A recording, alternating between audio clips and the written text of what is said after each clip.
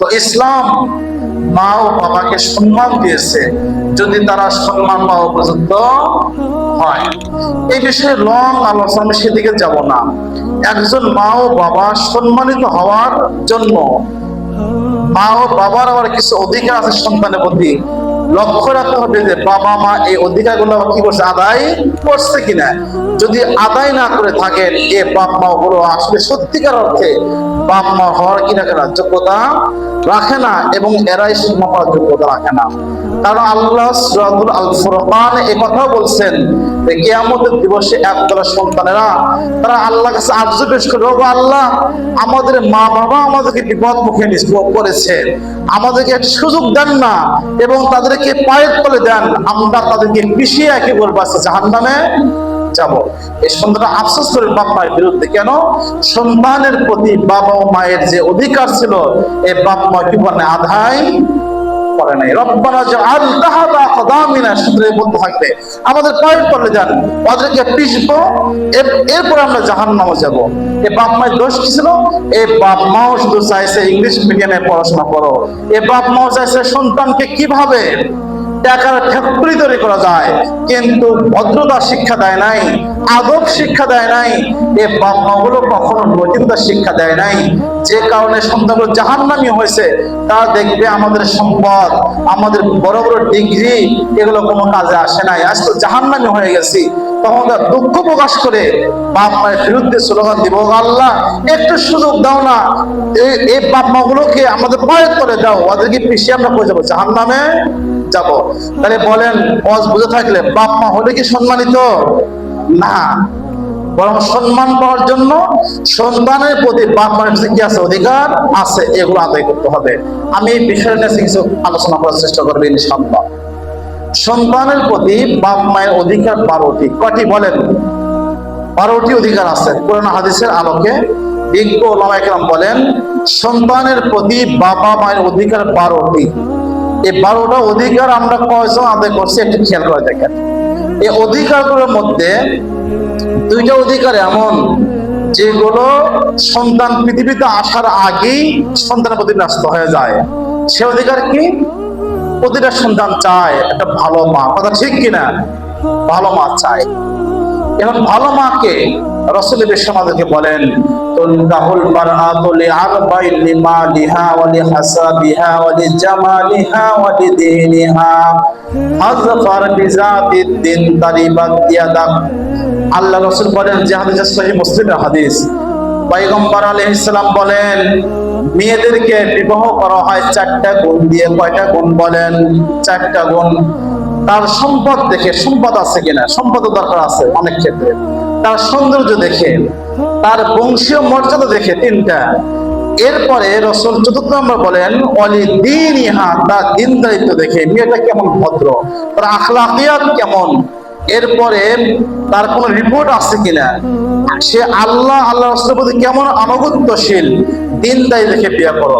এই হাদিসের বর্ণনাকারী হযরতে আবু হুরায়রা রাদিয়াল্লাহু তাআলা আনহু, ওনাকে লক্ষ্য করে রাসূল বলেন ফাযফার বিযাতিদ দিন তারিবাত ইয়াদাকা। আবু হুরায়রা এই যে 4টা গুণ, সম্পদ, বংশীয় মর্যাদা, সৌন্দর্য, এই সবগুলোই ধ্বংসশীল, বংশীয় মর্যাদা থাকে না। একজন মুসলিম ঘরের সন্তান ছিল, টাকা হয়েছে, এখন চৌধুরী হয়, হয় কিনা? সৌন্দর্য আছে, এই সৌন্দর্য একসময় এমন বিলীন হয়ে যাবে, চোখ দিয়ে কাতর আসবে আর চামড়া গুলো ভাঁজ হয়ে যাবে, এখন তাকে দেখবে না, দেখলে ঘৃণা করবে। সৌন্দর্য স্থায়ী না। এরপরে ধন সম্পদ আছে, এটাও স্থায়ী না। আল্লাহ এমন বিপদ দেয় মাঝে মধ্যে, মুহূর্তে ধ্বংস হয়ে যায়। তবে দিনদারিত্ব, স্থায়িত্ব, যে দিনদারি তোমাকে দুনিয়াতেও উপকৃত করবে, সম্মানিত করবে, পরকালে জাহান্নাম থেকে বাঁচাবে, আল্লাহ রহমত দান করবে। ফাযফার বিযাতিদ দিন। আবু হুরায়রা, দিনদারিকে প্রাধান্য দাও, দিনদারিকে প্রাধান্য না দিলে তুমি ধ্বংস হইবে। সম্মানিত শুধু আজকে আমরা হচ্ছি ধ্বংস। সম্পদ দেখে বিয়ে করি, সুন্দর চেহারা দেখে বিয়ে করি, বংশীয় মর্যাদা দেখে বিয়ে করি, দিন দায়িত্ব দেখি না। কয়েকদিন পরে যে শ্বশুর শাশুড়িগুলো গল্প করে বিয়ে করাইছিল, এখন তারাই কাঁদবে, আল্লাহ কেমন বৌমা হয় না, কথা ঠিক কিনা? দোষ কি সন্তানের না, দোষ আমার? দোষ তো মুখের, আপনি তো সম্পদ দেখে অস্থির হয়ে গেছিলেন, অনেক যৌতুক দিবে, গাড়ি দিছে, আর চেহারা সুন্দর, গর্ব করছেন। কিছুদিন পরে শ্বশুর ধরে কি করে ঘর থেকে বাড়ি করা যায়। যে দোষ তো পেটার বইয়ের না, পেটার না, দোষ হলো আপনার দিন দায়িত্ব দেখার নাই। এক নম্বর কর্তব্য হলো পিতা মাতার, যে সন্তানকে বিয়ে করাতে হবে দিনদারি একটা কি দেখে, নারী দেখে। আর এটা সন্তানও চায় জন্মের আগে থেকেই এমন একটা মা যে দিনদার হবে। সম্মানিত সুধীর, 2 নম্বরটা হলো যে সে তো দিনদার হবেই, সাথে সাথে ওই মা তার রেহেমকে, তার নিজের সতীত্বকে হারাম থেকে রক্ষা করবে। আমি একটা উদাহরণ মাঝে মধ্যে বলে থাকি, এই যে আমরা বিল্ডিং তৈরি করি, ইটের প্রয়োজন হয়, ইটের ফর্মা লাগে, ইটের ফর্মা সোজা না বাঁকা, বলেন সোজা না বাঁকা? সোজা। ইটের ফর্মা যদি বাঁকা হয়, ইটও বাঁকা হবে, কোনো বিজ্ঞানীও সোজা করতে পারবে না। তো অনুরূপ ভাবে ইটের ফর্মা যেরকম বাঁকা হলে ইট বাঁকা হয়, সোজা হয় না, মা এদের রেহেম বাচ্চাদের এটা ইটের ফর্মার মতন। আপনি যদি হালাল থাকেন, সতীত্বকে বজায় রাখেন, হালাল খান, ইনশাল্লাহ আশা করা যায় সন্তান ভালো হবে। এখন আপনি সতীত্বকে রক্ষা করবেন না, ধ্বংস করবেন। এরপরে আপনার বাচ্চা আসার পরেও হারাম খাবেন, বাচ্চা আসার পরেও বিভিন্ন সিরিয়াল দেখবেন, আর আপনার সন্তান সে আব্দুল কাদের জিলানীর মতন বিশ্ববিখ্যাত বুজুর্গ হবে। এটা সম্ভব না অসম্ভব? বলেন অসম্ভব, সম্ভব না। হ্যাঁ, হতে পারে আল্লাহ ভিন্ন ব্যতিক্রম করে, ওটা ভিন্ন কথা, কিন্তু বাপ মা খারাপ হলে সাধারণ সন্তান কি হয়? খারাপ হয়। আমরা 1 নম্বর শিখলাম যে সন্তানের প্রতি বাপ মায়ের হক হলো মা কি হতে হবে? ভালো হতে হবে। এটা জন্ম আগে থেকেই এটা আমাদের খুঁজতে হবে। 2 নম্বর হলো আল্লাহ সন্তান দিচ্ছেন, সন্তান দেওয়ার আগে, সন্তান দেওয়ার সাথে সাথে আল্লাহ শুকরিয়া আদায় করা। আল্লাহ কি করা? শুকরিয়া আদায় করা। ছেলে হোক মেয়ে হোক, শুকরিয়া কার জন্য? আরে ভাই, অনেক মানুষ এমন আছে, অনেক সম্পদ, তারা ইচ্ছা করলে তাদের সন্তানগুলো অনেক বড় বিল্ডিং এ থাকবে, ভালো ভালো গাড়ি ব্যবহার করবে, ভালো খাবে, সন্তান নাই। তারা থাইল্যান্ডে, সিঙ্গাপুর গিয়ে, আমেরিকা গিয়ে চিকিৎসা করে, তাও কি নাই? সন্তান নাই। আর একজন সন্তান নেবে না, তবু আল্লাহ দিয়ে দেয়। সন্তান কার পক্ষ থেকে? আল্লাহর পক্ষ থেকে। ধনী এই ছেলে হোক মেয়ে হোক, শুকরিয়া করতে হবে আল্লাহ তাআলা। আমরা অনেকে কি করি? মেয়ে হলে মুখ কালা করি কিনা? বিশ্বাস করেন না করেন, এটা হয়ে থাকে। কারণ স্বয়ং আল্লাহ বলছেন যে যখন তাদের মধ্যে এমন কিছু মানুষ আছে, মেয়ের সন্তানের সুসংবাদ দেওয়া হয়, তখন তাদের চেহারা কালা হয়ে যায়। আমাদের মধ্যে কিছু ব্যক্তি আছে কিনা যে মেয়ে সম্মানের সংবাদ দেয়, মুখ কালো হয়ে যায়। তা আসলে মেয়ে হোক আর ছেলে হোক, আপনার জন্য যে সন্তান কল্যাণ করে আল্লাহ সেটাই কি করছে? ব্যবস্থা করছে। এখানে কোনো মুখ কালো করা কিনা দরকার নাই। তো শুকরিয়া আদায় করবেন, আল্লাহ আমাকে সন্তান দিছো, এই সন্তানটাকে সন্তান হিসেবে কবুল করে দোয়া করা। 3 নম্বর হক সন্তানের প্রতি, সেটা তাহানিক করা। তাহানিক এটা আরবি শব্দ। তাহানিক কি? এটা আমরা অনেকেই করে থাকি, অনেকেই করি না।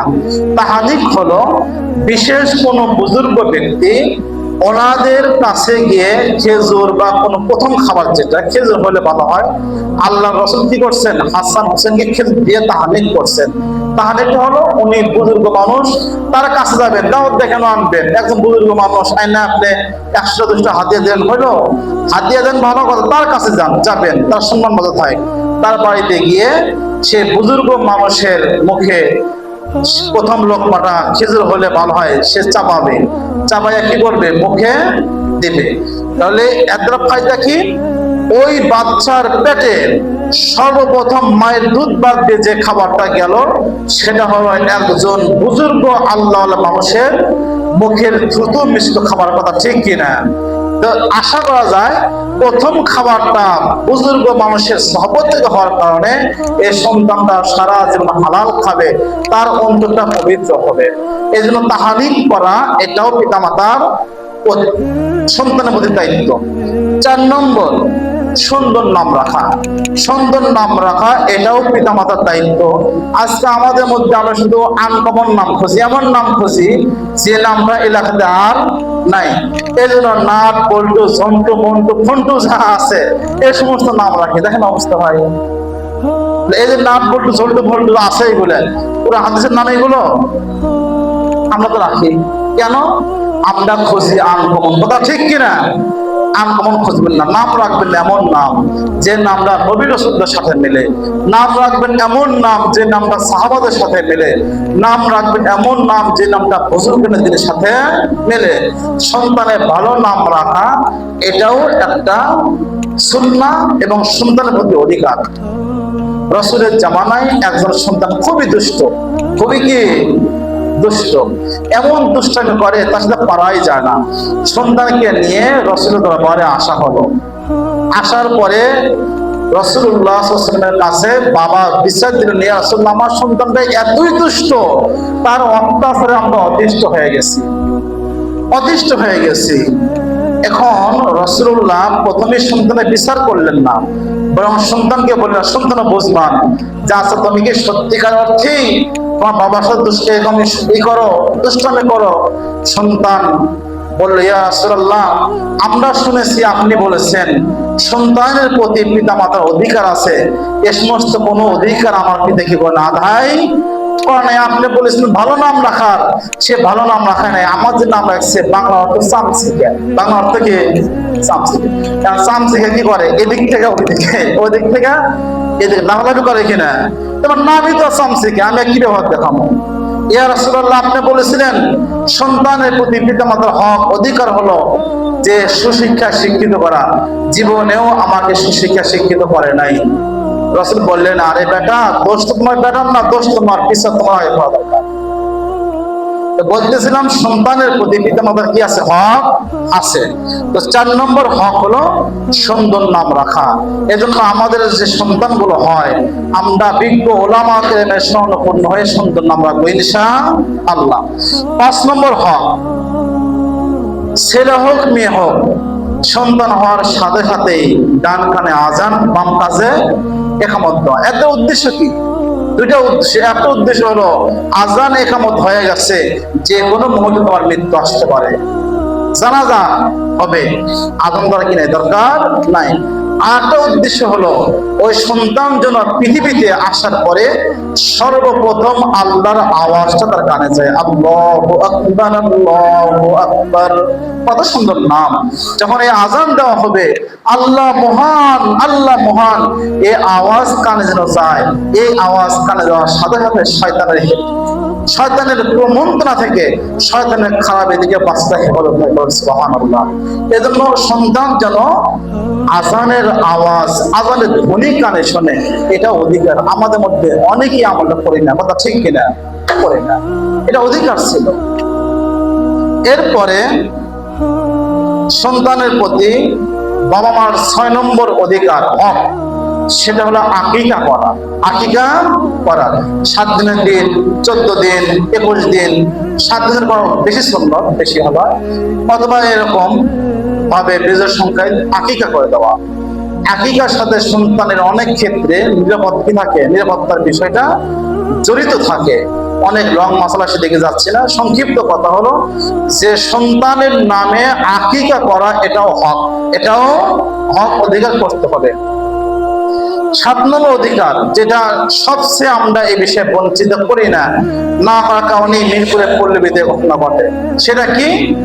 সন্তান হওয়ার পরে সন্তানের প্রতি বাবা ও মায়ের 7ম অধিকার যেটা, সেটা হলো সুশিক্ষায় শিক্ষিত করা। সুশিক্ষায় শিক্ষিত করা। সুশিক্ষা শিক্ষিত আমরা কিভাবে করবো? এরও তালিম রাসূলুল্লাহ আমাদেরকে দিয়েছেন।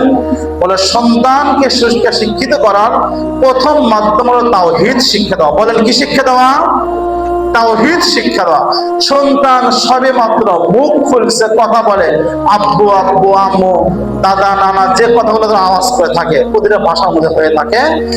সন্তান প্রথম যখন কথা বলতে শিখবে, তখন তাকে তাওহীদ, একত্ববাদের শিক্ষা দাও। শিক্ষা দাও লা ইলাহা ইল্লাল্লাহ, শিক্ষা দাও আশহাদু আল্লা ইলাহা ইল্লাল্লাহ। এরকম এমন কালাম যেগুলোর মাধ্যমে আল্লাহর তাওহীদ, একত্ববাদের শিক্ষা হয়।